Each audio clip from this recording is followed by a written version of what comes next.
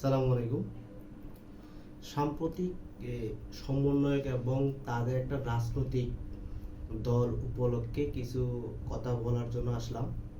হয়তো ভুল ত্রুটি হতে পারে, ক্ষমা চেয়ে নিচ্ছি।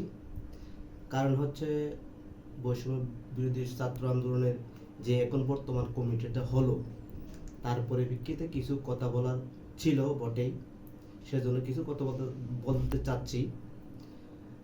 যেমন পাবলিক ইউনিভার্সিটির আন্ডারে যদি ছাত্র দল নেতা থাকতে পারে, তাহলে একটা বেসরকারি বিশ্ববিদ্যালয়ের আন্ডারেও একটা ছাত্র দল নেতা হিসাবে থাকতে পারে সারা বাংলাদেশ সম্মিলিতভাবে।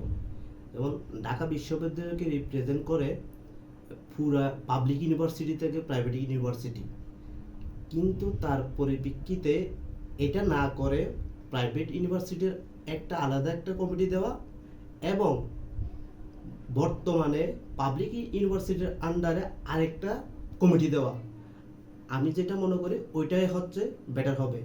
এখন দেখেন পাবলিক ইউনিভার্সিটি আর প্রাইভেট ইউনিভার্সিটি, তারা মারামারি, হানাহানি, দাঙ্গা, বিশেষ কিছু দেখা গেল, এটা অ্যাকচুয়ালি মনে করেন সমাজের জন্য কিছু বয়ে আনবে না, দেন দেশের জন্য কিছু বয়ে আনবে না।